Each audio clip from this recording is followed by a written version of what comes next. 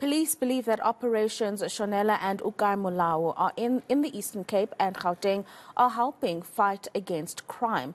They say heavier police presence on the ground on days when crime is expected to peak is yielding results. But is this a feasible solution in the long term? Let's discuss this with Criminologist Professor Kholofelo Rakubu. Thank you very much for joining us in studio, Prof, making the time. It's an interesting conversation to have because while we appreciate the efforts that police are making in terms of being on the ground and them being seen to be on the ground, one wonders how effective these operations actually have been. What's your analysis of them? Good day to the viewers. My analysis is that we must always recognize any effort in crime prevention, whether short-term or long-term, looking into the status quo, particularly with the heightened level of crime in South Africa. But what we're seeing with Operation Shonela, it's not anything new. We've had previous programs before, yet it can be impactful. However, previously we've seen rotation of programs, and at some point they lose focus and the crime increases. It's not like we've never had other operations. We've had other operations. Issue is with the sustainability of those programs. So now we can tap into what is required for sustainability. Previously, programs failed or operations failed because the lines of communications were not clearly opened and sectors were not bridged. Because remember, for the sustainability part, we need what? To bridge sectors, collaboratively work with sister departments, because crime prevention efforts or crime prevention programs requires collaborative efforts and constant communication with other sectors. And what is also required, celebrate and communicate small successes, because communities are looking into this and we want to know on a regular basis what are the achievements, so that we can analyze and see what is working and what is not working. So long term, unless they keep the community as partners and open communication channel all the time and effectively bridge sectors, because like I said, this cannot be done by the police alone. Yeah, and it speaks to another point that I wanted to raise with you this afternoon, Prof, in that ever since we've had Minister Bheki Cele as the police minister, every quarter there's a steady increase in the rate of violent crimes that are committed in the country. So you have these operations, as you say, and then you have an increase in crimes in different communities. Yes. So is it just an issue of communication and collaborating with community policing forums, or are there other things to consider here?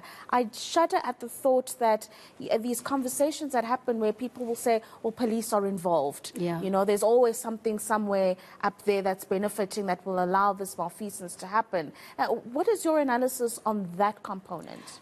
The heightened level of crime tells us that it's a crime prevention program.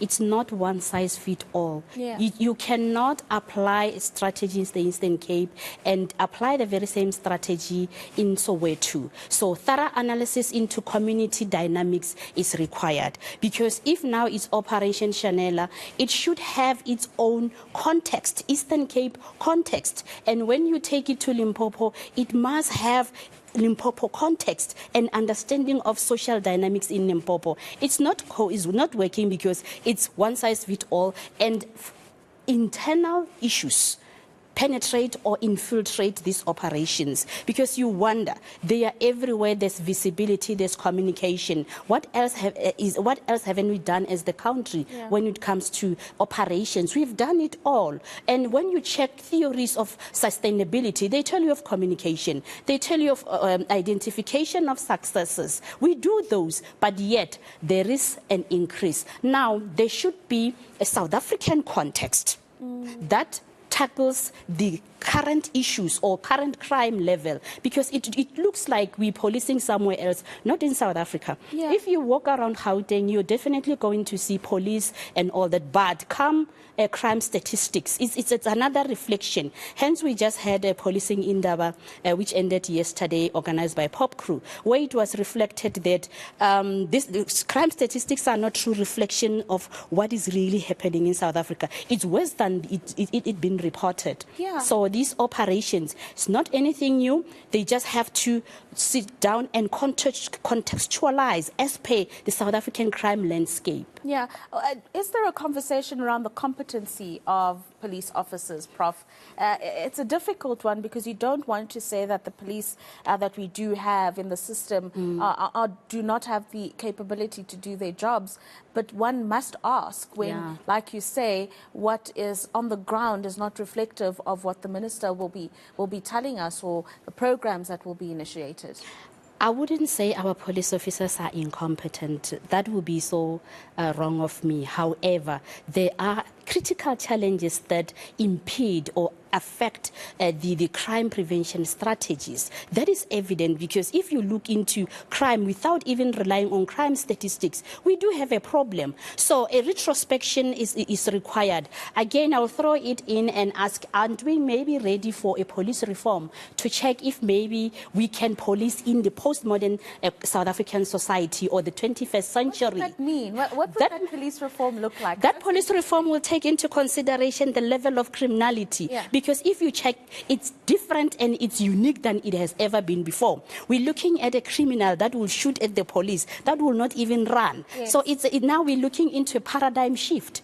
So a paradigm shift cannot be from societal level only. Even the police now we need to move and tackle an eye for an eye, I would normally say, because it looks like now we don't have, we are not protected as South Africans. So a paradigm shift, a system overhaul, so that you align practices and principles and programs with the status quo. So they should be one-on-one. It's not one-on-one. Criminals looks like they are 10 steps ahead of us, ahead of law enforcement. So can't you now sit back, strategize, because what you have currently is not dealing with the problem.